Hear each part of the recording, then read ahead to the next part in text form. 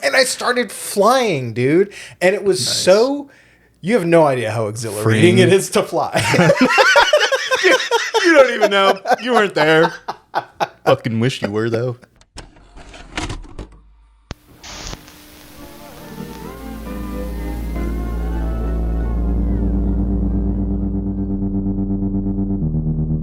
What do you know about two certified bangers?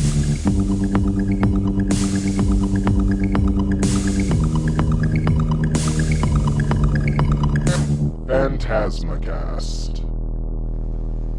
Welcome back to PhantasmaCast, where we watch our favorite movies 2 at a time. And you should too. Today's double feature is 2010's Inception and 2020's Possessor. 2 films that correctly assume that hostile corporate takeovers are, let's face it, folks, pretty boring. That is until you add shady brain invading tech into the mix. Then you got yourselves a movie. Before we get started, I want to remind you that the best way to stay up to date with new episodes as they release is to subscribe to PhantasmaCast on Apple Podcasts, Spotify, or YouTube. And you can catch us on Instagram or TikTok by looking up PhantasmaCast or at 2 Certified Bangers.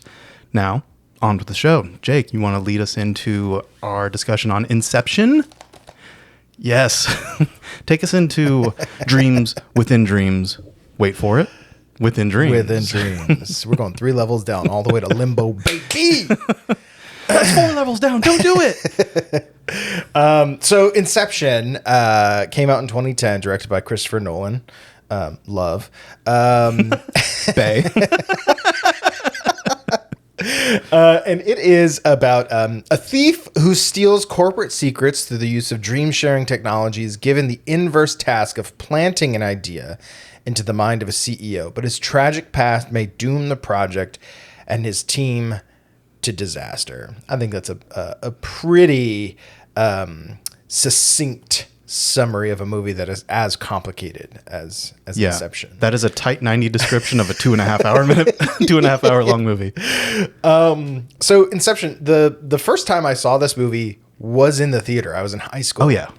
Mm-hmm. Me too. And like kind of watching it today with the 15 years of cinema that has played out since. Yeah. It feels a little tame now looking back, but when it first came out, we had never seen anything like this movie. We weren't ready for it. No. I don't think so, no. And the things that are discussed in the movie, the things that happen in the movie, you have these fantastic and fantastical just set pieces.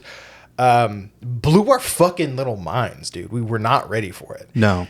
I say it's like the movie that feels like it's the one movie that cost $1 trillion to make, but you can see every single dollar that was spent on it. Right. And so this comes hot off the heels of Nolan's Dark Knight, which I can remember even back then. I was like, "You're going to make Heath Ledger the Joker? Come on." Yeah. I was wrong. Then, yeah, the moment it came out, everyone's like, I'm sorry, go see it. Yes. And Christopher Nolan did not have to convince me to go see any more of his movies. I'm locked in, I'm going forever, especially after Inception. Inception really sealed that for me. Yeah. And speaking of the big set pieces, it's talking about like things we had just never seen before, right? So obviously this is a movie about dreams, Yeah. And one of the things Christopher Nolan wanted to do with the movie was he wanted to explore just the possibilities or the impossibilities that the human mind could conceive of in our dream spaces, right? Yeah. He wanted to do the impossible, which was like take dreams and kind of put rules in place. And dreams are famously nonsensical. They're illogical. Illogical. Yeah. Ironically enough, what he aimed to do was to create these big fantastical set pieces without using CGI as much as possible. Yeah. Right? It is big budget spectacle that isn't reliant on, we'll add it in post. Exactly. That said, there are a fair amount of visual effects shots in the film, but they're really just there to amplify Right. the most impressive things, which were done in camera, right? Christopher Nolan says, it was always very important to me to do as much as possible in camera. And then if necessary, computer graphics are very useful to build on or enhance what you've achieved physically.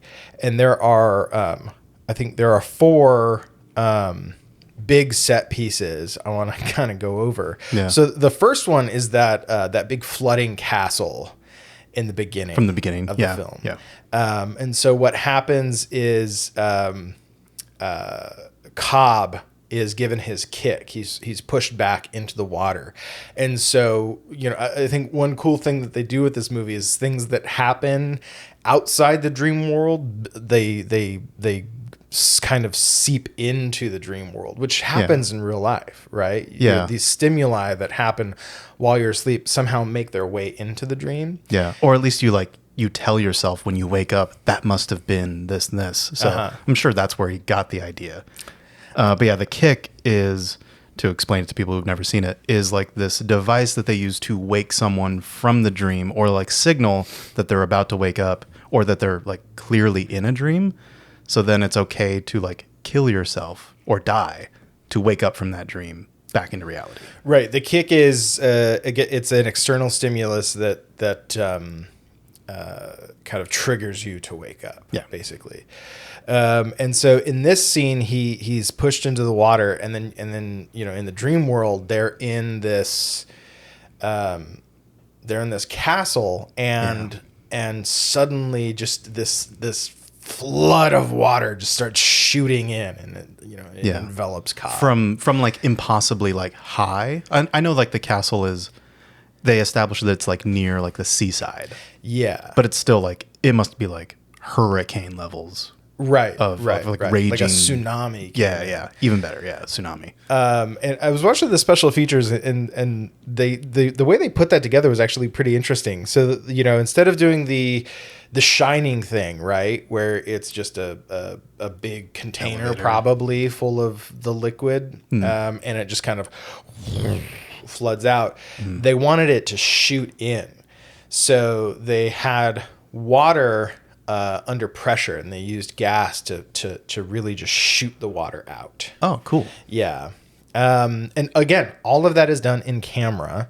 No CGI in that scene. And it's just an example of just one of those just really kind of out there ideas that was done in real life, That is just amplified by, I think the special effects for that are the sound design, which, admittedly he does go a little over the top sometimes. It like muddies the dialogue. But it's just like cranked up to 11 sound effects, score, just really heightening that. And then it kind of like vacuums. It's kind of like right before. The sound effects are even amplifying the podcast right now. You're not in a dream. The sound effects really just like amplify that scene even more. And sometimes to the detriment of being able to clearly hear the dialogue and all that. But it's just like dialed up to 11 sound effects, dialed up to 11 music. But then I think right before that moment of the water being shooting into the castle, it just kind of like leaves a, it just leaves a little vacuum, and then Yeah. and that becomes the focal point. Yeah. And and Leo is in that shot. He's standing there getting fucking flooded in with water. You know what I mean? Like no stunt double or anything. Yeah. Cool. So it was very important to Nolan to have the actors in the middle of the action for all of these things. Another one of the kind of larger than life aspects of the movie is, the concept of the Penrose steps. So Arthur, played by Joseph Gordon-Levitt, is taking Ariadne. He's kind of explaining to her how to be an inceptor. Yeah. Or architect specifically is her role in this. And he's like, sometimes you gotta cut corners and create mazes and infinite loops to kind of fool the projections that are trying to like find you, like white blood cells, and so again, Christopher Nolan was like, how do we create MC Escher's Penrose Steps in real life? And turns out like it's impossible to build those. The set design. I can imagine the set designer being like, "Say that again." It was like, Okay, it sounds impossible, Chief, but we'll try. we'll give it the old college try. What was funny in the special features, the production designer does say something. Okay. And he's like, it turns out it's nearly impossible to create. And I'm like, nearly? What does that mean? Okay. But in order to do it in camera, they figured, okay, we have to play with perspective here. Right. And so they got the right angle, the right lens, the right camera placement in order to perfectly kind of pull off that illusion, And I think Christopher Nolan is a master of illusion in a lot of his films. Yeah, I think he like outwardly addresses his love for that in like The Prestige, about magic. Like, of course, that's the perfect person to do that movie. Exactly.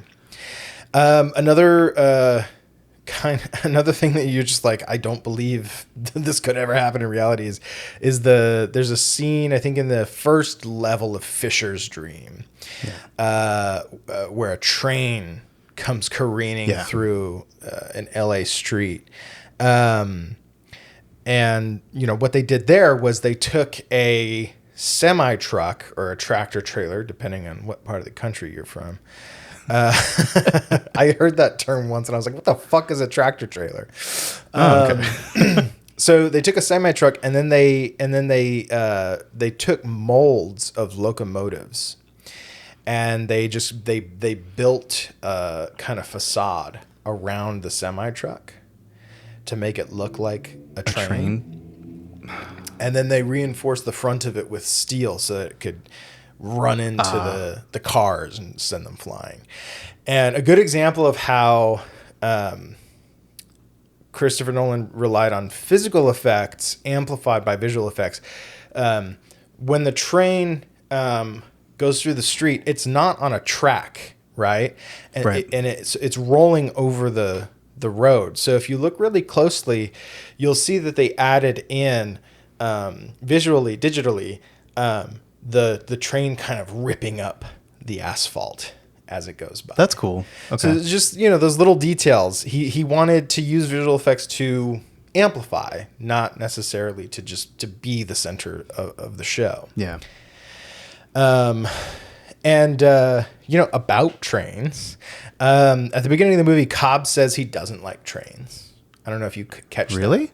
It's right after they get out of Saito's dream. Okay. Or the dream where they're in the kind of that apartment. Yeah, I call that like the audition. That's what like Saito calls it. He's like, this is an audition and you failed, kind of thing. So he's like, all right, every man for himself, And Arthur says something like, they're not going to check every cabin, and then Cobb says, well, I just don't like trains. Which it feels like a throwaway line, right? But later you learn that was how he and Maul were pulled out of limbo. Mm-hmm. They killed themselves by laying their heads on a train track, which is pretty fucking metal. It's metal, and I will admit, still makes me cry. Yeah, every time that it's scene tragic. And the train is kind of used as a metaphor several times throughout the film, right? There's a line that's repeated many times. Cobb tells Mal, "You're waiting for a train that will take you far away. You know where you hope the train will take you, but you can't know for sure. Yet it doesn't matter. Now tell me why." Because we'll be there together. We'll be together. We'll be together. Yes. All right, 1 second. crying. So, a reoccurring thing that happens throughout the movie is Maul is a projection. It's a projection of his guilt for incepting her, which eventually led to her killing herself, right? Yeah. She keeps invading the dreams, and that's why he refuses to be an architect, because he doesn't want her to fuck up the job, essentially. And so these things keep coming in. He keeps seeing visions of his children. He keeps seeing projections of Maul, who plays this femme fatale kind of character, really, Yeah. The train coming through the city. All of these things in his sort of subconscious keep kind of invading the dreams in these, spectacular ways. Yeah. And then the poor other people on the job are like, oh, Fisher must be prepared. Yeah. Like the train was him. Everyone, and I think it's just like Cobb and Ariadne who are like, no. Yeah. It's Ariadne is like, you need to fucking tell these people what's going on. He's like, no, it's under control. He's like, we can shut the fuck up. It clearly isn't. We got to do the job, guys. Don't talk to her about why not. One last, big spectacle scene is that hallway fight with Joseph Gordon-Levitt. Still so cool. It's hard to explain to someone who wasn't there how watching this scene for the first time was like, this guy's a genius. He's a god. He can fuck my wife if he wants to. What have you led with that?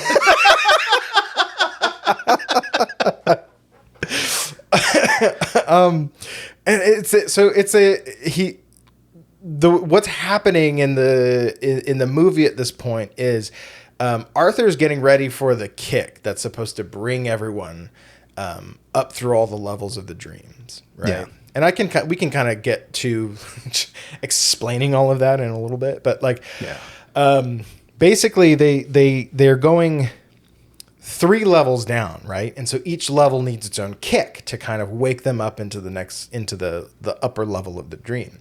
Yeah. And so the first kick in the first level is they've backed a van off of a bridge and it's going to fall. And so the impact of that fall is what's going to wake them up in the next level. And then, but like the signal that it's going to start is the song. Is some song, and then the loss of gravity because they're falling. Yes, because they're falling, they're mid-air, right? And so that's why in the next level, in Arthur's level of the dream, there's no gravity. Everyone's floating, right? And so he's like, how the fuck do I do a kick when when no one can fall?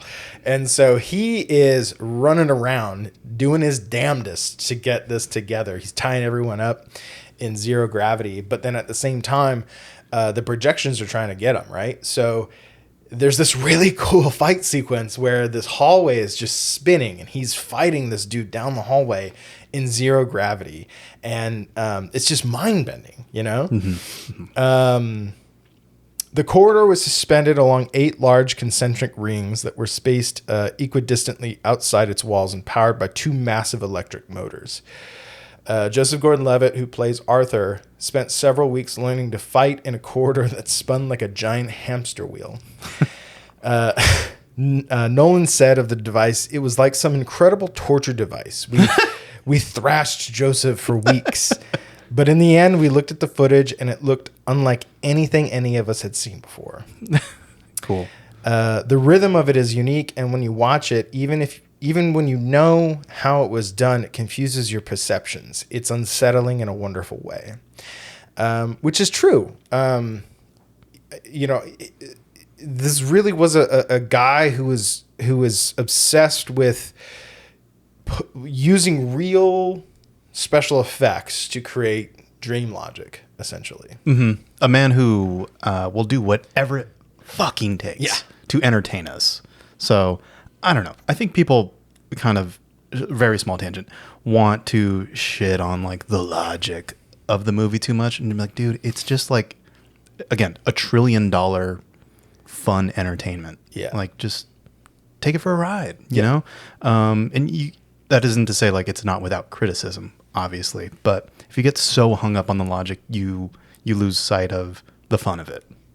Right. And I think the movie once you've seen it a couple times, it's actually a pretty simple movie. Yeah.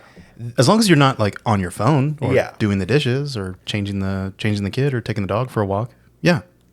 And to that point, a lot of the movie, and I think this is where most criticism comes in. Yeah. I agree with. Right. Is exposition, right?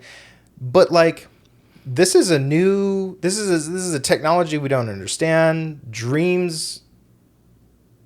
logic we don't understand. Like you need someone to explain to the audience how this all works and what's going to happen and what's the plan. And I think Christopher Nolan very smartly decided that's why it needed to be kind of like a heist film.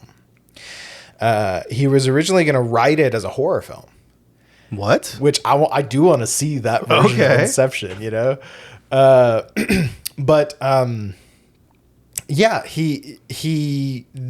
there is a large portion of the movie. I think maybe like from the whole second act, essentially, in this 2.5 hour movie is essentially exposition, you know? Right. And it's powered by characters asking questions, you know? And that, you know, really kind of fits the genre tenets of the heist film, right? Because as the guy who's running the heist, you know, is putting all this together, he's explaining to his team, this is what we're going to do, this is how we're going to do it, da da da da, right? But like the kind of the genre expectation is that like the plan all goes to shit at some point and they have to improvise, you know? Mm-hmm. And that does happen in this movie. But yeah, and so all of that is kind of expressed in questions. Kristen Thompson says that while a traditional heist movie has a heavy doses of exposition at the beginning as the team assembles and the leader explains the plan, in Inception, this becomes nearly continuous as the group progresses through the various levels of the dreaming.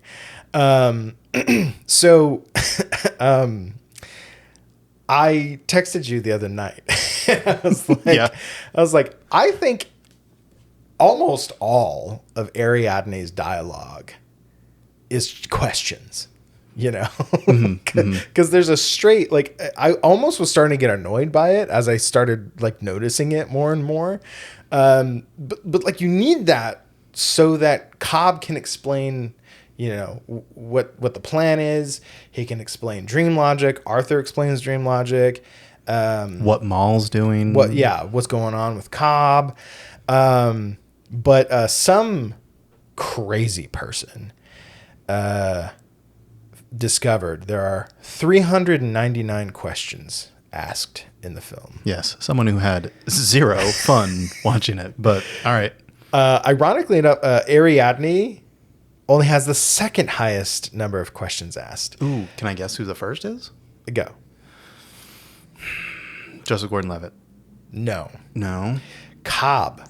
Cobb has the most questions? Cobb asks 113 questions. Ariadne asks 93 questions, and Arthur asks 44 questions. Okay. Wow. You know, I think all of Cobb's ones are kind of like, they aren't real questions. They're all like directed at Cillian Murphy as Fisher, being like, do you realize you're in a dream? Do you know why you're here? Do you recognize me? Yeah. Kind of thing. Yeah. We'd have a counter just going bing, bing, bing, bing, bing during that scene. And it's just that meme of Leo doing... Yeah, just squinting. Christopher Nolan says, one of the fascinating things about the heist movie, and one of the reasons I took this as the model, is that the type of exposition that in most films is problematic, boring, tricky, or hard to get through. In a heist movie, it becomes the meat of it. It's part of the entertainment simply because the process of a heist movie and that sort of procedure, the way they put things together, becomes the reason you're watching the story, which I agree with wholeheartedly. There are movies like like The Wages of Fear, for example, where like sure, you have the story, they're trying to get the dynamite over the mountain, right? But it's in the process of how they're doing these things where your anxiety hinges on the next step of what's going to happen. And so, you know, to everyone who's like, this movie tells instead of showing, you know, it's like, yeah, it does, but like it does it well, you know? Right. I think if Inception was made now by like a lesser director or writer, Joseph Gordon-Levitt's character, when the hallway is like flipping over, he'd be like, "Oh, great! I got to do this with no gravity," or some shit. Just like would explain like. So, but you know, that all of the exposition is still to the audience's benefit, right? Because how else are you supposed to invest in the story if you're spending the whole time kind of like, well, I guess they're 2 dream levels deep, and I guess the reason that there's no gravity is because they're falling in the, you know what I mean? Or like, you start to go, well, how many levels is too deep? Or how will they know when to wake up? It would just lead you down a rabbit hole of like, how is this all working? And then when like the movie just does something but doesn't fully explain it or explain it even at a baseline, you'd be like, well, you're just making shit up. It's like, well, yes, yes, we are, but it's entertaining. So, you know, like it also helps you up the stakes too, right? Mm-hmm. Like, I think one of and there's a handful of bits of exposition where I was like, well, now you're just making shit up. But like the whole thing about like how they can't be, because the sedative is so strong, if they kill themselves, they don't wake up. They just go straight to limbo, you know? Right. That is a revelation that just seems to just come out of nowhere, you know? In order to up the stakes. I buy it. Yeah. But we hadn't really seen anything before that to really kind of back that claim up, you know? Cobb just kind of says it. You know? I bought it because when they approach, I forget what his name is, but the guy who makes the sedative, right? They have to go to him. Yusuf. Because the stuff that they do have doesn't put people under for that long that they need it for, or something to that effect. They needed a really strong sedative in order to go 3 levels Oh, deep. that's why. Okay. Yeah. So then, when they approach him and he like brings them back to like, it just looks like an opium den. Mm-hmm. Opium den? Opium den? They come here just to sleep? No, they come here to, you know, to find reality or something. Yeah, this is their reality. Who are you to say otherwise? Yeah. And I think they like slap a guy or something and just unresponsive. Yes. So it's like, that's how potent it is kind of thing. But yeah, it really is to get to those multiple layers that they need without going too far, because they need to essentially keep throwing Fisher off the scent that they're in his dream, to come to that idea that they need to plant in his brain, which is to dissolve his father's company again, because it's corporate warfare. Yeah. Essentially. One last job, you know, got to see my kids again. So I totally buy that idea, but yeah, I can see how it does just come like, oh, well, now you need this like very strong sedative. Well, I'm not so hung up on the sedative as much as I'm hung up on the rule that since it's such a strong sedative, you automatically go to limbo, you know, and then because time is exponential the further down you go, so they're like, we don't even really know how long we'll be down there before the sedative wears off and we wake up. Because one of the cool things, and I feel like Christopher Nolan is obsessed with time. Absolutely. Yeah. You see it in every single one of his movies. Yeah. And so the plane ride in which they're all asleep takes 10 hours. But the first dream is going to feel like a week. Mm-hmm. And then the next dream down is 6 months. If they were to spend the whole 10 hours sleeping rather than having a kick, right? Yeah. And then the next dream down was like, or the next level down is like 10 years or something like that. And then limbo is like it could feel like decades, or hundreds of years. The only sense that we've got about how long it could possibly be is 50 years based on his estimates of growing old with Maul. Yeah. The movie really is kind of a circle because we start in limbo with Cobb washing up on shore. And then he's taken to a Japanese castle, and he's put down in front of a very old Japanese man. And at this point in the story, we don't know who it is, but they know each other. And as you watch the movie, you realize it's Saito, right? And he's been in limbo for fucking it seems like 100 years. I like the little tells that they give each other that kind of clue them in that I feel like I know you. You're like some man from a half-remembered dream. That kind of stuff. And so Cobb knows this is Saito, but Saito's like, I remember you from when I was young. But I think we were both young. Yeah. Kind of thing. Yeah. He's been down there so long that he now has dementia in his dream. Yes. He's an old man filled with regret. Yeah. Ken Watanabe is so great in this movie. But then the next scene is we're in the second layer of Saito's dream in the beginning. Right? Because we start out on the second level, and then we get pulled up into the first level, which is where that riot is happening. Yeah. And then we get pulled into reality. And then... Which is on a train. Yes. And then we go back in 3 levels down, all the way back to limbo. So the movie kind of is a circle in that sense. And then later in the movie, we discover that the limbo... the only reason Cobb knows that Inception is possible is because he has done it before. And when Arthur asks him earlier in the movie, who did you do it to? Cobb just kind of blows him off. He doesn't answer him. Yeah. But it's all related to Mal. And it's really fucking sad because they were dream explorers, right? They had spent a lifetime together down in limbo, building their own world.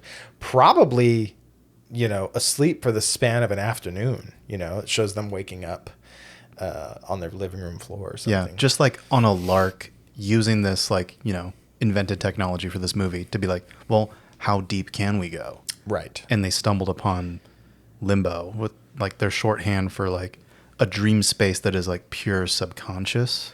So there aren't any projections there to protect you, really. So you are the god of this layer, really. It's like a living dream. It's like what do you call it? A lucid dream, where you can control things. Have you ever had a lucid dream? Yes, but every time I wake up from it, I go, even if I was in control of this, why? Why was I doing any of this? I had one that started as a weird nightmare that took place in Tempe, and these glass walls kept going up, almost like 13 Ghosts. Yeah. Yeah. And I think in the logic of the movie, my dream. Hold on to that thought though. Okay. It was a promotion for a movie, and I said, doesn't make any sense because this is permanently in the park now, whatever. And then a storm happened, there's little zombie creatures, and then all of a sudden I'm fighting a Diablo boss. Yeah. Didn't make any sense. They had area of effect attacks. It was nonsense. But you realized you were dreaming. Yeah. Right? I think your projection of yourself was realizing that you were in a dream. When it became a game, then I was like, this is done. Pull me out.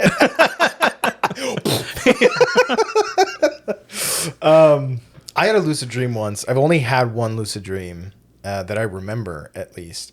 And I think I was walking around a city street, and it just kind of dawned on me that I was dreaming. And I was like, holy shit. Can I fly? Yeah. And I started flying, dude. And it was so... You have no idea how exhilarating it is to fly. You don't even know. You weren't there. Fucking wish you were, though. Bet. It was so exhilarating that I got too excited and woke up. Yeah, I wish I could have. Sorry, I'm picturing you go, Oh, fuck. Pull me out. bullshit.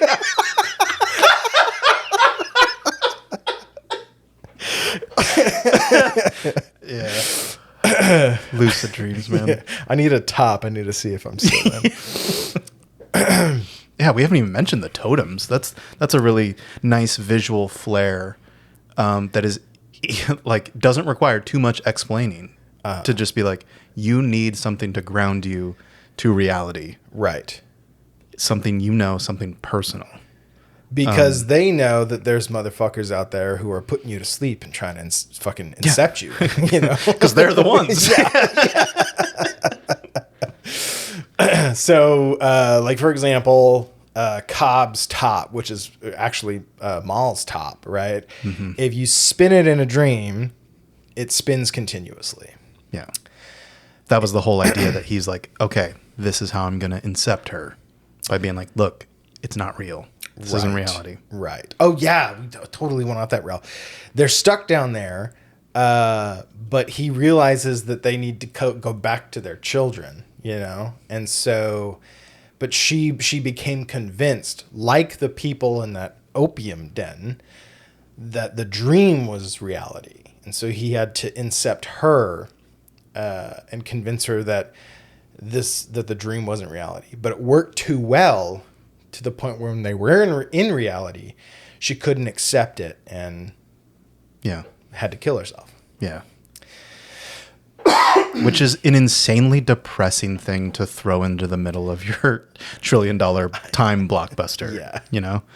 I wrote down a really silly thing that was like, what did the pitch meeting for this go like?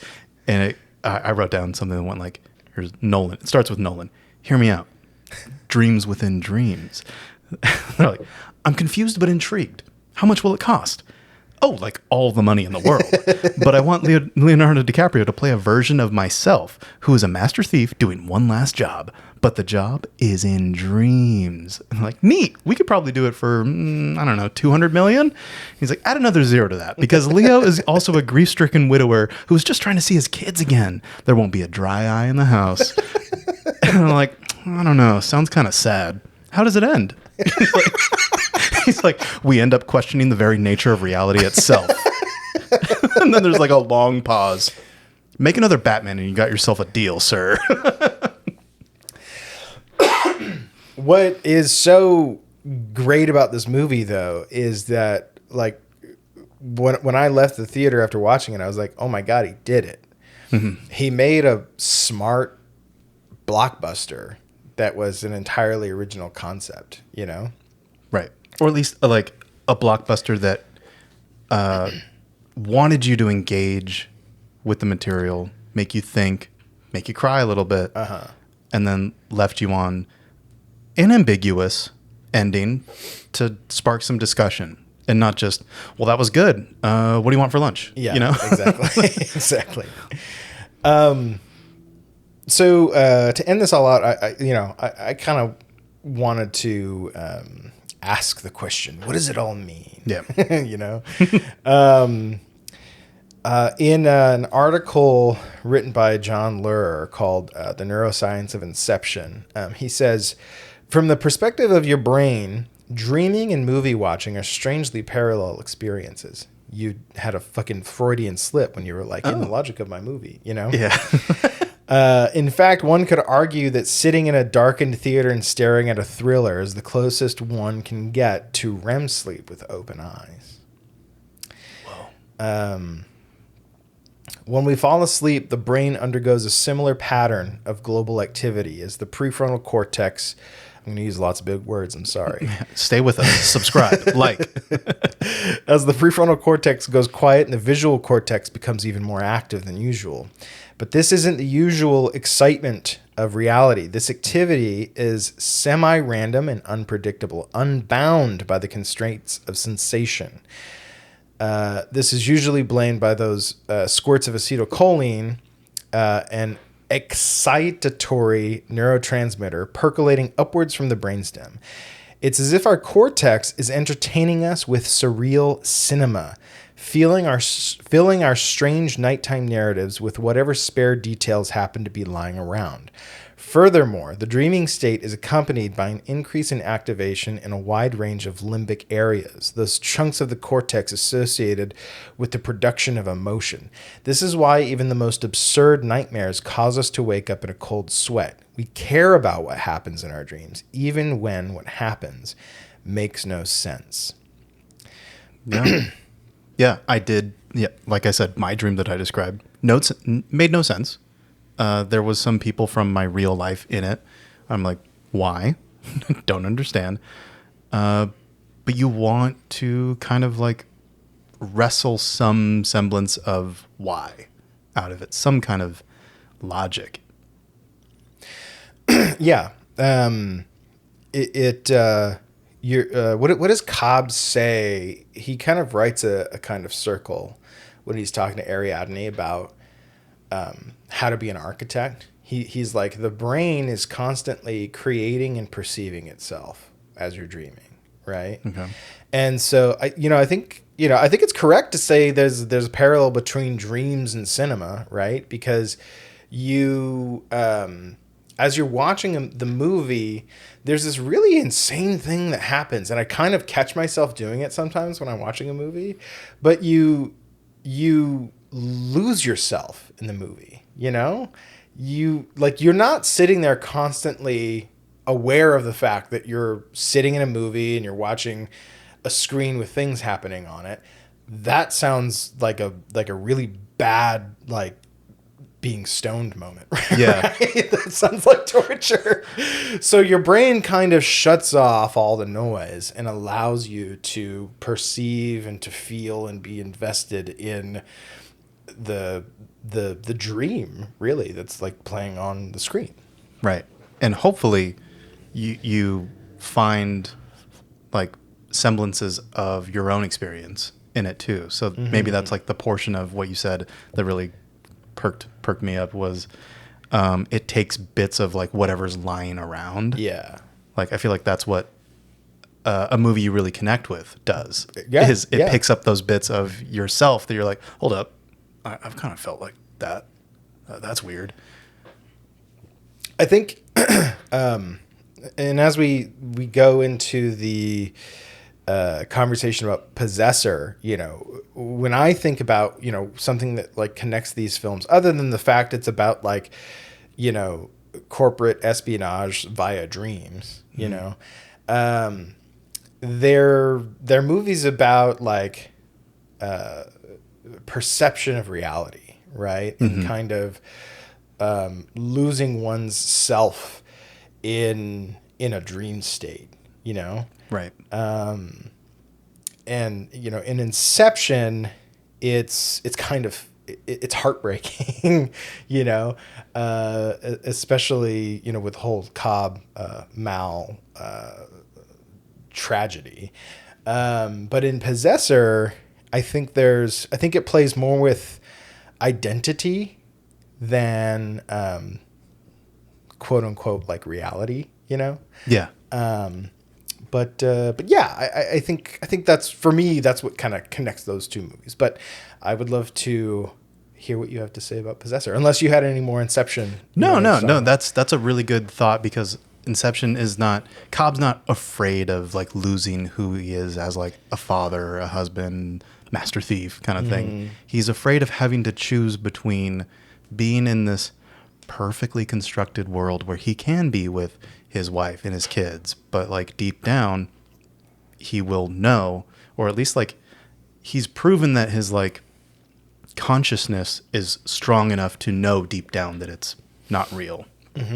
So he wants the reality, even though the reality is painful.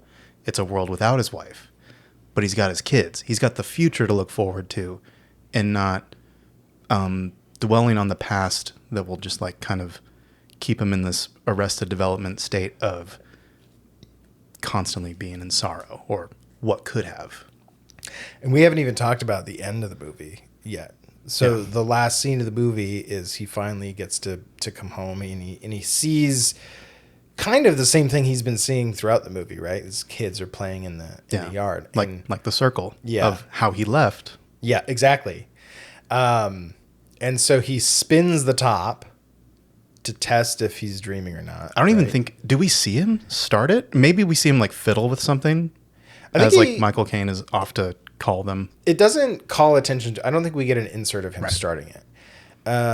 He spins it and then he walks off to see his children. And then the last shot of the movie is we're pushing in on the top, right? And I think, like most people, my first reaction was, is he still dreaming or is he not? I don't know. I saw the top kind of starting to topple a little bit, but Chris Nolan says, he says the correct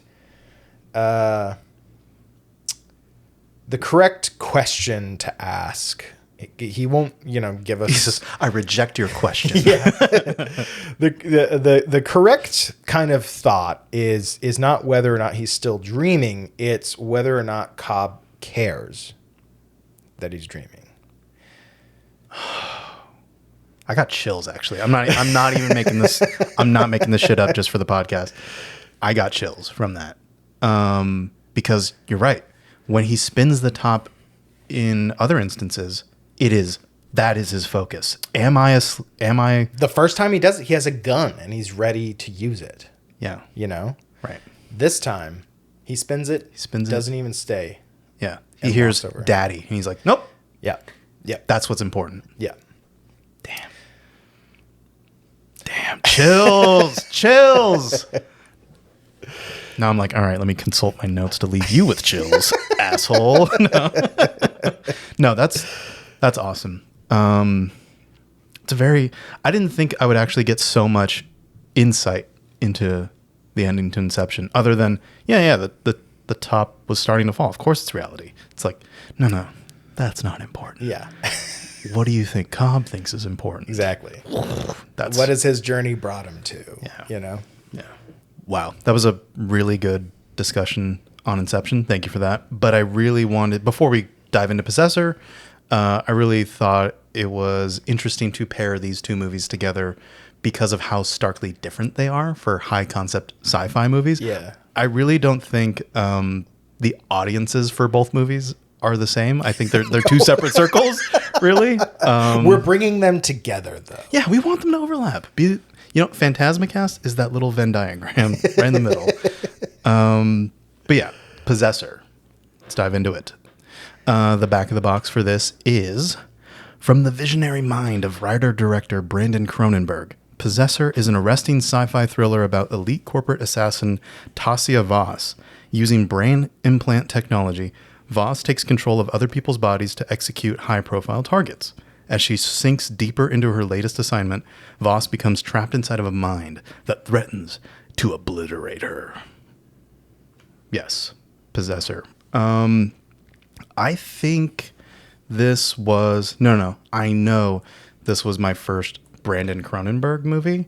I think this got a lot of buzz when it first came out, because this is his second film, or his second feature, I should say.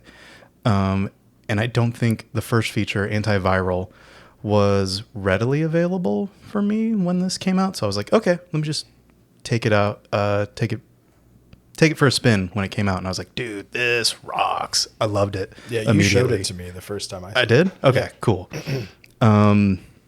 Did you also immediately like it too? Or were you like, it was okay, and then came to like it a little bit more? No, I was like, this is weird. This is hard. This is horny. I'm here. I'm with it.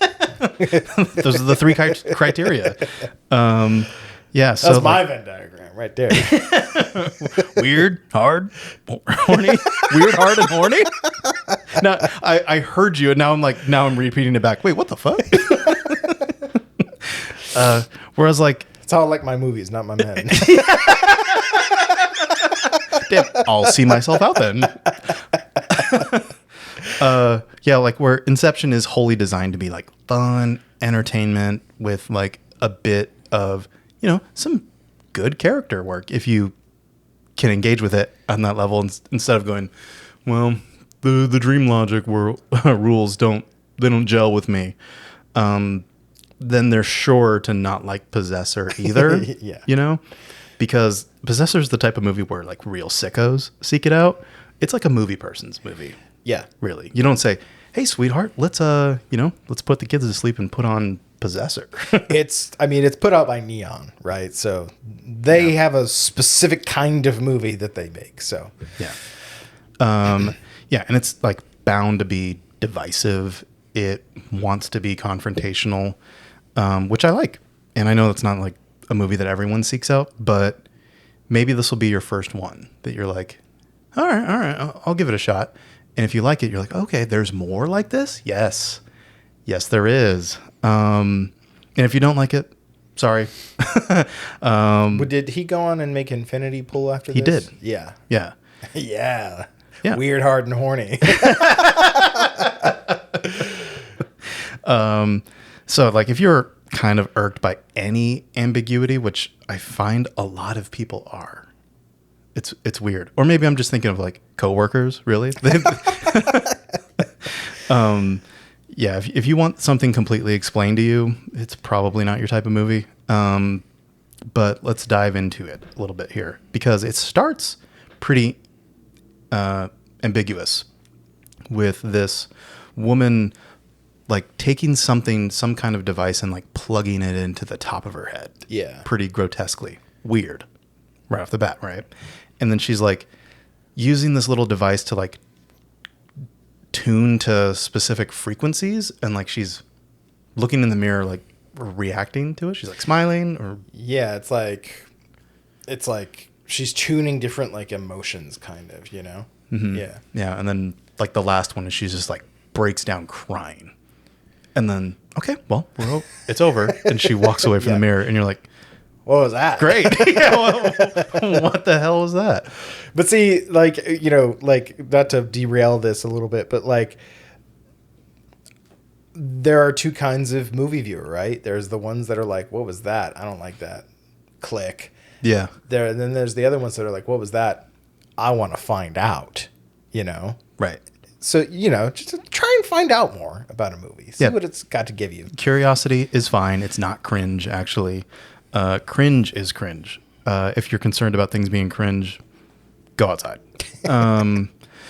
But I think it's a really good idea to be ambiguous because then it makes the next like series of events that unfolds immediately after this all that more compelling. Because you're like, okay, now we're following her. She seems pretty like reserved, but she's doing some kind of like group activity because there's people being like, hey, come over here. So she seems kind of lost. Yeah. And out of sorts. And there's this really cool shot when they're in like some kind of hotel, like some swanky hotel. They're like going up to like a higher level of this building. And we get like this really cool shot peering out from an elevator to like this cityscape. And on that level, there's this shot of a water fountain. And it looks like the water is like going upwards out of the spout. And we'll come back to that. I just wanted to call attention to it now. Okay. I did notice that insert shot before, and I was like, that's an interesting image. Mm-hmm. Yeah. And I think it's totally deliberate. It's not just like weird mood for the sake of being weird mood. Yeah. Here's a weird insert shot of this dream movie. Yeah. Yeah. And, well then, not to delay what happens any further, there's like this party going on, and this woman that we've been following, she just sees this like boisterous guy talking, approaches him, and just starts stabbing him in the neck. And everyone's like, oh my God. They all run. They all run. And she just continues to like poke this guy in the gut with this knife over and over and over. And then we see like the blood pooling at her like pure white shoes, which is like a nice little contrast. I think she like slips a little bit, but still keeps going. And then after all is said and done, I think she like plays with the blood in her hands a little bit and then pulls a gun out of her bag. So it's like, oh, she had a gun this whole time, but chose to knife this guy. Yeah. Like chose to make a scene of it instead of just pop and run away. So I'm like, what is she? She's just like, she's lingering around at this crime scene. You're like, again, why? What's going on? She's kind of like looking around, like almost doesn't know where she is a little bit too. Yeah. Mm-hmm. Yeah. And then she pulls the gun out and then says something. I think it's like, pull me out. Yeah. And then puts the gun in her mouth, but can't bring herself to pull the trigger. It looks like she's fighting herself and like wants to do it and then is pulling it out. And it seems like there's a lot of things going on mentally that is not immediately explained to us. Yeah. But then she doesn't do it. The police arrive and they like gun her down because she like points the gun at them. Yeah. And then immediately after that, we cut to our main character, Tasia Voss, incredibly odd name. She like comes out of this like H.R. Geiger looking like machine. Like she's got like this weird device enveloping her head, and then like they pull it off of her, and she's like, oh gosh. So, you know, I think intelligent viewers can immediately assume, oh, okay, she's awakening from what we just saw. Somehow she was that person, but we don't know quite how just yet. Yeah. And we're like, okay, so that explains the title, you know, Possessor. They're possessing someone. I get it. I don't know how it works, and I don't really care all that much. It's just that it does. Yeah. Much like Inception, the technology itself isn't really discussed. It's just, it works, but that's not what's important. Yeah. You know? We don't go around explaining how cell phones work in a movie. You know, it's just, it works. And it would be weird if we walked around being like, I'm going to call you on my cell phone device, which works by sending a signal up to a satellite, which you then receive the signal from. Shut the fuck up. Just use the cell phone. So, so they're using this like a little bit on the title, yeah. though. One thing that like I realized that like blew my mind that I connected these dots.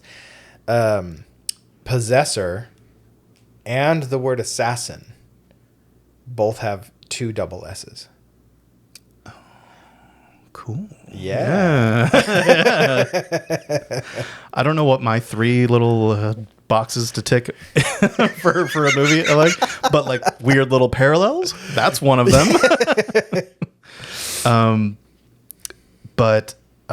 Yeah. So we get our first intro to Voss, who comes out of this, you know, state of possession, and she kind of has to like decompress or like normalize after that. And this is a very important scene because she's given a task, like a ritual, like a follow-up, just like, what would you even say?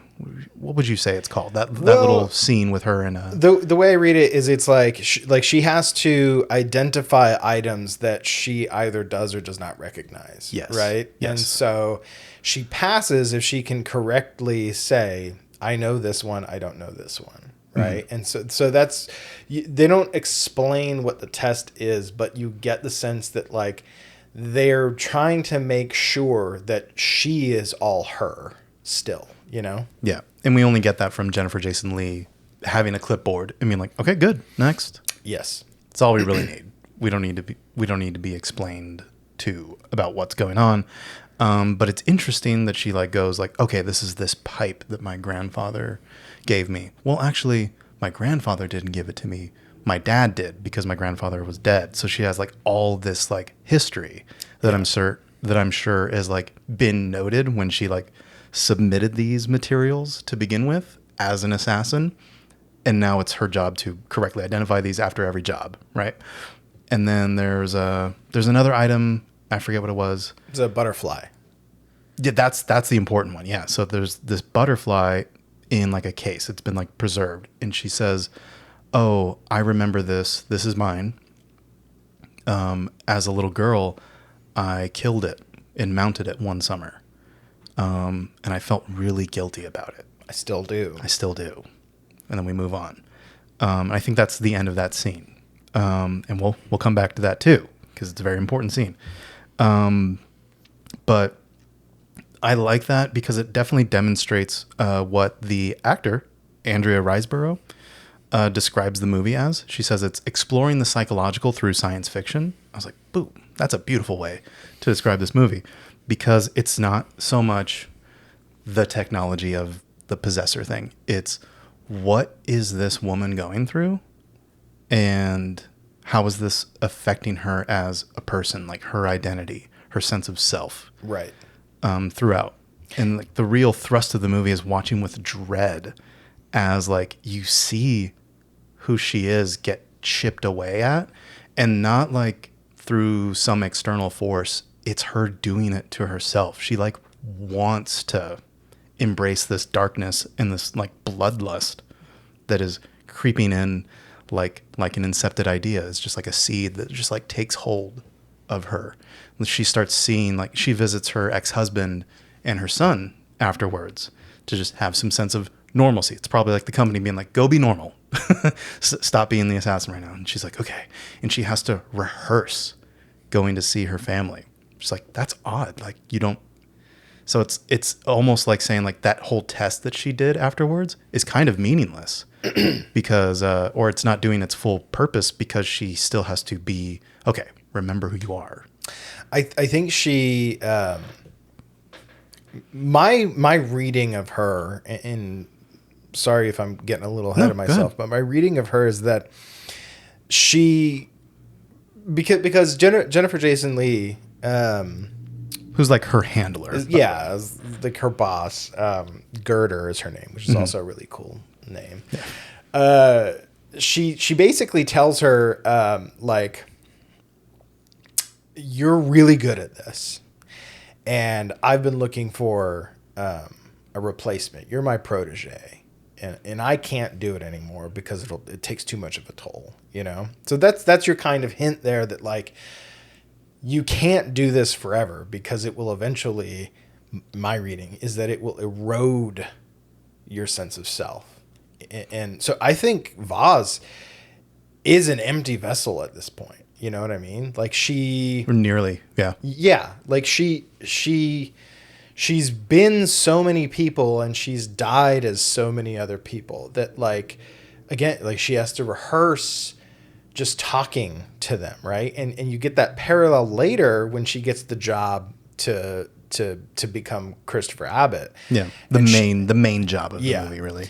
And she's spying on them, having an interaction, and every line he says, she repeats it to try and kind of emulate, you know, who he is and how he would say it. So in that earlier scene, she's trying to emulate herself a bit, you know? Yeah. But if there's, like we said, she's an empty vessel, what is there to emulate, really? Which is why she's so uncomfortable during this, like, whole little sequence with her ex-husband and her son. Is just, she's kind of a passenger. Yeah. In her life, which is so sad to watch.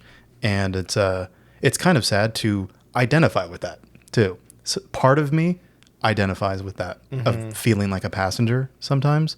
Not going to get too into like psychologically what that means, but like I've had moments just being like, what am I doing here? Right. Kind of thing. Not in the sense that she has, because she has like these violent moments of daydreaming and like stabbing her ex-husband's throat. And he's like, boss, what's going on? And he's just squirting blood out of his throat. And she's just watching it happen and seemingly unresponsive. Or she's having like these moments of like when they're having sex. Yeah. And she's just drifting off, imagining the last hit. And then she like looks at his neck and just like clobbers onto him. What I really kind of globbed onto with that sequence with the family is like when she's with Girder, she's like, I need some time off. I want to go see my family, you know?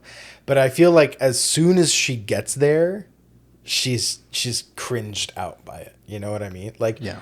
And so that's really sad, right? To have some part of you that still loves these people and still wants to be with them, but then the moment that you kind of get that, she's like, nope, you immediately want to detach and be somewhere else. Yeah. So as soon like they finish having sex, and then she's like, all right, I'm ready for the next job. Yeah. Yeah. It's like she's calling up her side piece, being like, okay, I'm ready to get the fuck out of here. Yeah. Like, but an interesting dynamic between what we've seen now is like all of the shots with Vaz when she's herself in this beginning section of the movie is all handheld.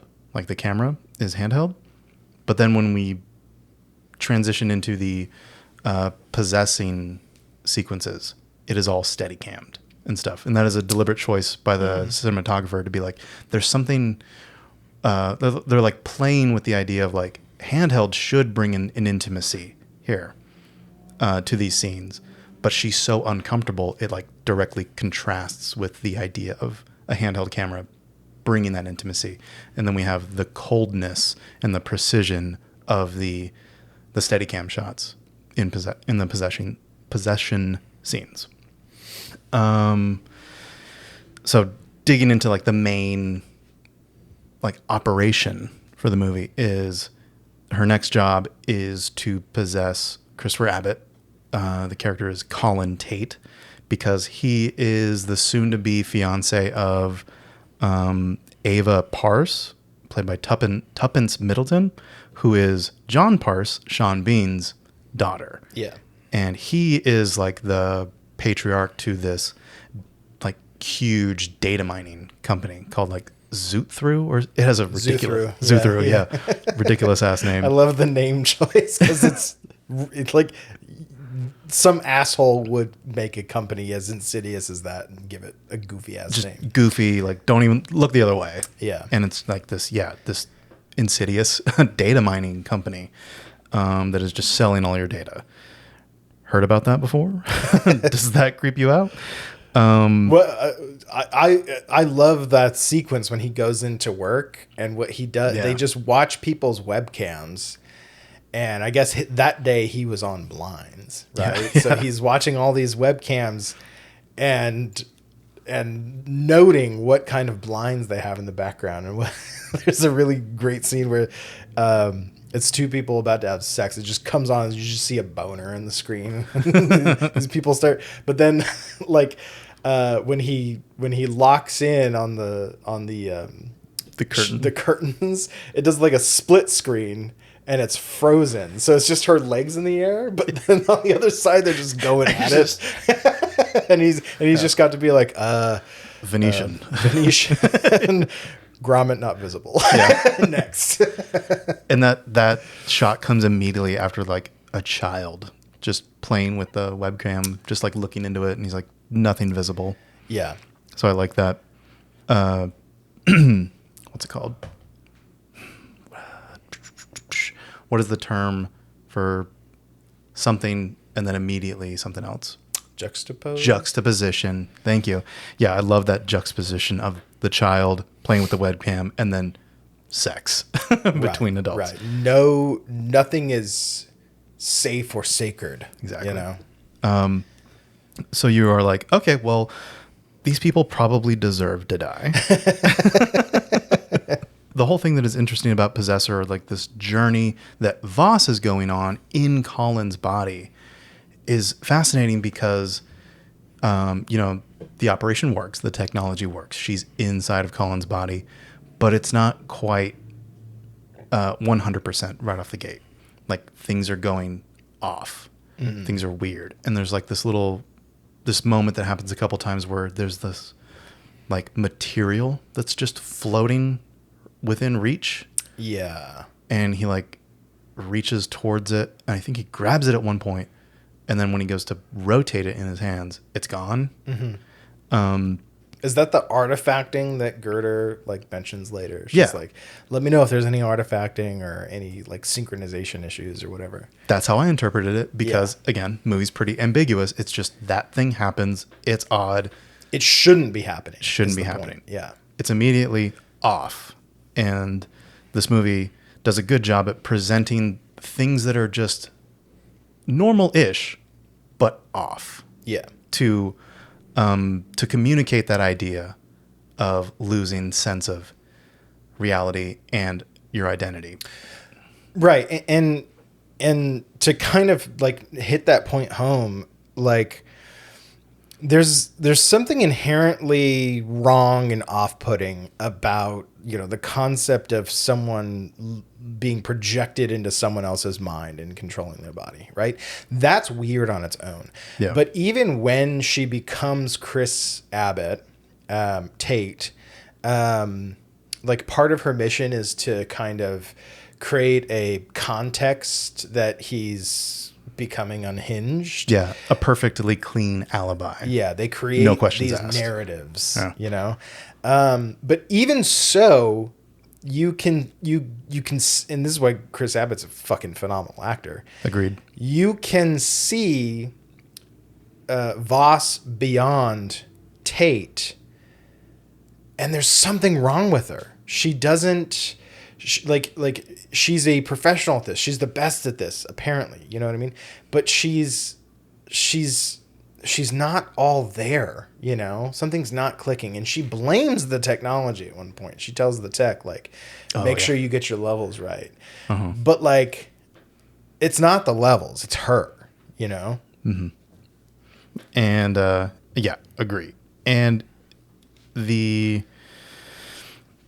man, it's just so fascinating to watch her through Christopher Abbott's performance, slowly slip away, and how it is totally not working for everyone in reality. And Tate's reality, his fiance is just there's something not right about you. Yeah. And she's through Tate is well, what do you mean? I love you. Come over here. Let's kiss and stuff. He says was it I love you with all my life or no, he's I swear on my life I'm okay. And she's that's a weird thing to say. Voss might think oh, this will surely throw off the scent. Everyone's no, that's weird that you said that, actually. Also, why are you eating an apple like that? Yeah. Cutting through the apple with a knife, like a Western villain or something about to deliver their monologue to clear out the whole town. But see, that also is a good subtle nod that I have so many more questions than answers about this movie. Okay. But so a lot of my notes are just question marks. Go through them. I'm curious. When Voss, as that first woman, kills the lawyer, right, stabbing him in the neck and everything, Gerder calls that out, right? Yeah. She says, "We provided you with a pistol. Why'd you stab him?" And I think she just says, "I improvised." And then later, I'm jumping the gun a little bit, but again, she's supposed to shoot Sean Bean, but resorts to just trying to beat him to death. Yeah. And so my question there is she's a professional assassin. She knows what the parameters of her mission are. So is it her internal biases that are motivating her to go off script, or is it the biases of the people she's possessing that are bleeding through and kind of mucking it up a little bit? Ooh, that's a great question. Yeah. But I don't know if there's an answer. I don't know if there's supposed to be one. I think that is an intentional question of who's really in control, of the situation. Mm-hmm. Because with the setup of Tate and Parse, it's immediately established that these people know each other. There is a personal relationship. So then we have to assume that there was a personal relationship between that first woman and the lawyer. Right. So was there some semblance of the consciousness that she's possessing that caused her to go, no, this son of a bitch deserves a knife. Right. In the throat. Right. And she's having to wrestle with that subconscious desire to kill this person in this specific way. Exactly. With her assigned mission. And then when she attacks Sean Bean, immediately before, Sean Bean, emasculated him. He's insulting his station in life. Yeah, just don't dirty up my floor. Exactly. Go sit in a corner. And so he stabs a poker through his mouth and fucks up his teeth. I think there's more of Tate letting his anger out there than Voss. Yeah, and that could also explain why when Ava shows up, because he's supposed to kill her too, he does shoot her, but he shoots her twice in the back, but she's running away. But then as she's like slowly dying from those gunshot wounds in like the hall of this like mansion, we haven't mentioned how ostentatious this mansion is. It's outrageous, real, by the way, and it's a real place. And she's out there like bleeding to death, and like Tate comes up and like kind of like caresses her hair, and like checks in on her while she's dying before like summoning up the will to stand stock still, point the gun at her, and then shoot her in the head. Yeah. So that could be wrestling with the internal submissive desires. consciousness. Yeah. And then going back to Sean Bean, before he this is in the uncut version, before he goes to kill Ava, he pokes out Sean Bean's eye, which I think, what is Zuthru's whole thing? It's spying on people. Yeah. So he takes out one of his eyes, you know? Yeah, you like spying on people? You little fucker. Yeah. Yeah. Yeah. So So, and don't look at me like that. Uh-huh. With your judgment yeah. of like, oh, she brought a boy. This guy's a full-grown man. Yeah. Like, yeah, that's a fascinating question. Which, yeah, the movie does play with immediately after the scene that I was just saying when he kills Ava finally, because that kind of signals a turning point in the movie of what we've come to expect the movie to be. Because there's still like 30, 40 minutes after this. And we're like, hold on, we're about to complete the mission, because the mission was just to kill Sean Bean, his daughter, and then himself. And he doesn't do it. It's like almost, it's a circle, right? Like Inception. we're now at the beginning when pull me out, and he's supposed to eat a bullet and call the mission good, and he can't. And we get like these insane, like surreal sequences of like light, of like this red room and this yellow light leaking in, and both Voss and Colin like existing next to each other or just slightly separated from each other, like kind of making similar like facial movements or going through the same struggles, or even like, I think later, but related, is they are connected at the face through like this weird, like flesh, like melding flesh to each other's face. And all those moments, by the way, are practical. There's no special effects, no CGI for those. And they were pulled off, like the look of it was pulled off by these colored gels, like placed in front of the camera lens.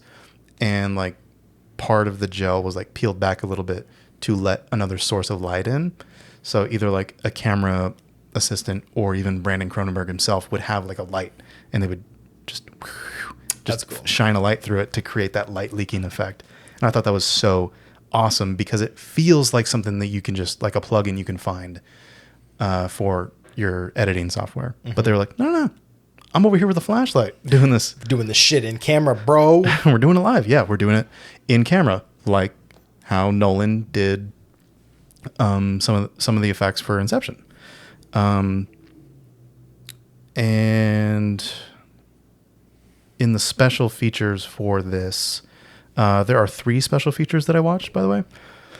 They were all like 10, 15-minute little bite-sized special features. I really liked that. I wasn't expecting it from this Blu-ray release, because it looks pretty bare bones other than that. So I was genuinely surprised to find these on here. And I liked how they pulled off the practical effect for the little material floating too, and the water fountain effect. The little material is a piece of styrofoam that they've got to they've used something to like get it to float and hover in the air. Oh, wow. Yeah, and it was like, so that's just a little piece of styrofoam that is just being manipulated by streams of air to float there. Yeah, I thought it was CG. That's cool. Right? And the water effect, the fountain effect, also through a similar thing, but they're using sound to vibrate the pipes that the water is coming out of from like behind the fountain or something like that.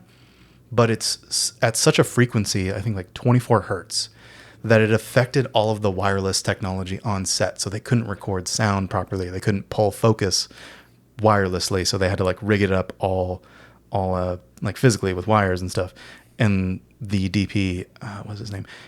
Kareem Hussein was like, oh, that was fun having to like redo everything by hand to get that effect. Yeah. I think they struggled with it when they initially shot it, and then it was like the next morning thing of like, I've got it. So that was just an example of how fun and collaborative getting those little, pulling off those moments was from a practical standpoint. All of the moments later on, once it's established that, okay, Christopher Abbott's character Tate is now actively wresting control of his body back from Voss, we get this moment in someone else's house. I forget her name, but she's like a friend of his fiance's. Like Rita or something? Yeah. And it's heavily implied that they had like that they were like having an affair. And this guy from work that was like Colin's friend, Eddie shows up, and he's like an inside man for the company to help stabilize Voss. He's like, I'm here. And Voss is like, well, like tries to say like, oh, why don't you go, like you kill me, basically, like get me out of here, like you shoot me. He's like, I'm a Christian. Yeah, I love that. He's like, I've got morals, okay? My job is to make sure you can kill someone perfectly well. And while he's attempting to stabilize them, that's when we get like this really neat sequence of Voss laying down in Abbott's body, and we have these deliberate flicks to like a red tinted version of the room where it's Voss in red, and we flick back to reality and it's Tate, and we flick back to Voss, and then we get like a wider shot and we flick back to Voss laying down, and we start seeing Tate walk into the room. We flick back and it's just them in reality, flick back to red, and now like Tate's on top of Voss, like strangling her, and then like he has her hands over her head, and like her head like kind of pops a little bit, and then like her head just becomes this mask now, and he like slowly takes it off and puts it over himself and pulls it down, and it's just this, again, it is her face, but it's slightly off. It's a grotesque mask. A grotesque like version. An ill-fitting. It's the cover of the movie, right? Yeah. I see why they chose that, because it is a perfectly alluring image of like, what the hell is that? What's up with that? What's going on here? And that whole sequence is brilliant, because after he puts on the mask, we get special callbacks to earlier in the movie where we know it was just Voss as herself, but now it's Tate wearing the Voss mask outside, being like, oh, hey, what do you want for lunch or something? And then like her like with her kid or something, and then her having sex, and it's got the mask on. And I bet they had a blast shooting that. Her husband's just plowing away at Chris Abbott in the mask. Yeah, and we go over his shoulder to the mask. It's creepy. So yeah, that kind of like, I think reasserts that like hypothesis of like, you know, she has become not really an empty vessel, but like she's being filled with the various personalities that she's taken on so far. You know what I mean? And and she's having trouble being herself, right? And so at this point, literally, Tate is wearing her as a mask, you know, and he decides, I'm gonna get revenge on this bitch who ruined my life. Yeah. And we're like, oh no, because he knows exactly where to go and who to hurt. Yeah. And he shows up at her ex's house. Well, he talks to the kid too. And we're like, oh my God, no, don't do that. Don't talk to him. And he shows up at the house later and he's like, oh, like, do you know where Voss is at? Like, he name drops her to like get his trust. And he's like, oh, okay, yeah, I'm just like a friend from work. I'm trying to just see her. Like, let me in. And he just barges in, puts him. He's like, do you know who I am? So he's also trying to figure out like, why me? Yeah. Like he's smart enough to know like what's going on enough to like that someone is in his body. Yeah. And he knows he's being used for some nefarious purpose. So I assume he wasn't just like knocked out while all these like killings were happening. He's very much aware and just helpless to do anything about it. So he's watched all of this go down. Yeah. And is like, what the fuck is going on? And while Tate has like the gun to Voss's ex-husband. I know what you're gonna say. This is a cool shot. Yeah, of he calls out to Voss and he's like, I know you're here. Where are you? Like, show yourself. And then she just appears and they're both like kind of wearing the same jacket. They're dressed identical. But she is not struggling whatsoever. She just calmly walks up and like, here I am. Yeah. What do you need? Go ahead, do it. Yeah. You want to, right? You want to hurt me, don't you? You know what to do. So it's like, oh yeah, no, she has lost it. Yeah. She has completely surrendered to the bloodlust. And she reaches, he has the gun in his right hand and she reaches with her left hand to hold it. And then we do like a slight cut, like maybe like a 15-degree turn. And and he's holding the gun with both hands. I thought that was such a cool shot. Yeah. Yeah. That's really cool. Really clever little cuts in a way to heighten the sci-fi-ness of what I assume is a pretty modest budget film. But make it like completely engaging and just like, oh my God, it is tense. And the husband fights back. He gets a hold of the gun. Gets his fucking hand sliced off. Yeah, he gets two of his fingers cut off by like a butcher's knife or something like that. And it is always some kind of non-gun, right? So I think this is Voss at this point. She took control and takes the butcher's knife and just hacks away at her husband. And just a whole bloody scene in the kitchen there. And then I think, and then she like kind of sits down afterwards, like has her back up against like the kitchen island or something like that and has the gun up. And now is like, okay, pull me out. And we're like, oh my God, dude. I think she like, my reading of that is she absolutely wanted him to take control to get rid of this like baggage of her husband. And she's like, okay, now the job is done. But it's not really done because I don't think we mentioned it, or maybe we did, that Sean Bean did not die. Yeah. Even getting his like teeth and his eye taken out, he didn't die. She didn't use the gun. So like, is she the greatest assassin? Who knows? But she's like, okay, yeah, the job is done. Pull me out. And no one does. She's still waiting for it, but she can't bring herself to kill herself still. Yeah. So that is like still something she struggles with, of like killing herself. She's great. She's fine killing someone else, even if it's her ex-husband. And then but then that's just like the eternal like question of the movie is like, who's really in control, right? Like she may be prepared to make the decision to do that, but like Tate is still holding on, you know? Yeah. And then what happens? And then a twist that I'm still like, I can't believe they did this, but I'm so glad they did because, Tate gets stabbed in the neck. And you're like, what? And he like immediately swings around and just fires like on instinct. And we cut and it's Voss's kid. Voss's like little, I don't know, 10, 12-year-old son, something like that. Holding a knife, stock still, giving like a little bit of like Pet Sematary vibes. Yeah. You know?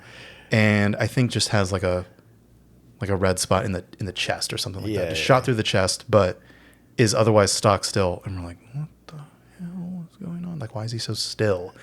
And then he just fucking blows him away. Fucking just full on head blowing out in the back. And that shot is brilliant too, because Chris Rabbit like leans forward and starts to scream, but we cut to Voss actually being the one that we see and like pull the trigger to kill her son. Yeah, and the kid gets blown away, gets his brains blown out. But then as the kid is on the ground, and they're both on the ground facing each other, and the blood's starting to pool, and they meet each other, and the kid says, "Pull me out." And an aspect we strangely didn't talk about is there are moments where when Voss is like trying to sync with Tate, we hear both of their voices. Yes. We hear Christopher Abbott's voice and Andrea Riseborough's voice. And during this last sequence with the kid saying, "Pull me out," we hear another voice. And we're like, no. And it's Girder. Yeah. Because then after we do get Voss pulled out of the H.R. Geiger machine, she knows exactly where to look. She looks over, sees Girder there in the machine next to her. And there's just kind of like an understanding of we needed to do what we needed to do. Yeah. Like we were keeping tabs on you, you know? Like we know where your family is. We know how to mold you into the perfect assassin, basically. Right. And that was one of my other questions at the end of the movie is what happens from here, you know? Yeah. And I think one reading is they've, at the beginning of the movie, Girder says something like, you have a nature about you that we've perfected and molded and refined, you know? And so I think, you know, taking that and going to the end of the movie, maybe this is what they wanted to happen the whole time is now she's completely empty and she can be anyone, you know, and they can use her to like better effect later. Yeah. Maybe no more improvising. Maybe she will, if given the gun, do it with the gun and be able to exfiltrate out of there. Yeah. Without issue. And I'll hearken to the very last scene of the movie, which we touched on briefly because we have another, it ends like a circle with the whole normalizing scene of, can you identify what these items in the box are? And we go through the motions and we go, oh, this is my grandfather's pipe. It was given to me by my father because my grandfather had died before I was born. Blah. We get to the butterfly. And she just says, yep, I remember this. I killed it and mounted it when I was a little girl. Nothing else. Puts it down. She no longer feels guilty. No longer feels guilty. End of movie. And I was like, shit. I think that ending is very good. Like the using the kid by Girder is metal as hell. Yeah. Awesome. But I think it was absolutely necessary to tie it back in with the items and being able to identify them or associate emotions to them, and clearly drawing attention that there is none anymore. Or she can like go through the motions of the routine, but feels no need to like qualify it anymore or like fake it. Yeah. Yeah. There's no more emotional connection. Like she can still remember these things about her life, but like everything has just been severed, you know, emotionally. Yeah. And that's probably what has kept her from being the perfect like possessor assassin. Yeah. So a good ending, and is not quite the same journey that you get from Inception, but you know, two different movies. The question is, does she even care that she can? Yeah. So yeah, that's Inception and Possessor. Yeah. Possessor is just such it's like an uncomfortable movie. Yeah. But I'm utterly like pulled in. you know, and I want to know the why. You know, I'm okay with having more questions than answers. Right. With this movie, I'm okay with it not having as much like exposition as Inception. I'm okay that there's no rotating hallways. Yeah. In this one, we get Voss and Tate inhabiting the same body. Those in the uncut. In the uncut version, there's a shot where Tate and Ava are having sex, and it starts on Voss's face, and it like pans down her body, and it's just like a hard dick. And boom, there's the third box in Jake's qualifications for movies. So it very much is a movie about kind of losing yourself, you know, and Right. and wrestling with your identity. Right. Yeah. And that is uncomfortable. And I can see Yeah. why like people don't want to voluntarily be like, yeah, sure, let's just talk about identity. It's a hard thing to confront, I think. It is. And some people will just be like, I'm comfortable with myself. No further questions. Thank you, Your Honor. Yeah. But this movie is just like, are you though? Like what if you were in another person's body? And Brandon Cronenberg said that initially in like his first couple drafts of the script, Voss was a man. And he just at some point was like, nah, that just feels been there, done that, or kind of boring. So he felt like a reinvigorated sense of like, oh yeah, this is the right move when he changed Voss to a woman. I mean, if anything, for like the surface level kind of confusion that could bring of like a woman having to then portray a man. Yeah. You know? But I think specifically in his case, he was struggling with the idea of Voss as a character being like feeling trapped in domesticity. Yeah. With the loved one and the son. Yeah. So he's like, we've kind of been there and done that with like a man feeling trapped in domestic life. It would be a little more interesting to see like a woman feeling that way. Yeah. Moms are supposed to be a certain way. Or so we're told. Yeah. What's wrong with this woman? Yeah. You know? Right? Yeah. Again, so that is deliberately being confrontational, being like, oh yeah, woman's just that's their place, right? Right. It's like the whole movie is designed to be kind of challenging and off-putting, because that's where the characters are in their emotional arc, right? Mm-hmm. And then on the other hand, Inception, the characters are kind of secondary. Like they're still defined, but they aren't explored in the way that Possessor does or is allowed to, because Inception, it's not. Inception is plot, you know. Yeah. It's not like the burden, but it's just the choice taken to deliver that kind of story. Yeah. And that is going to do it, folks, for another double feature. The movies being Inception and Possessor, 2 certified bangers. Question for you listeners. Are you subscribed? If you answered yes, then great job. You're our favorite. For everyone else, you too can become our favorite. All you got to do is follow the podcast on your platform of choice and subscribe to the YouTube channel.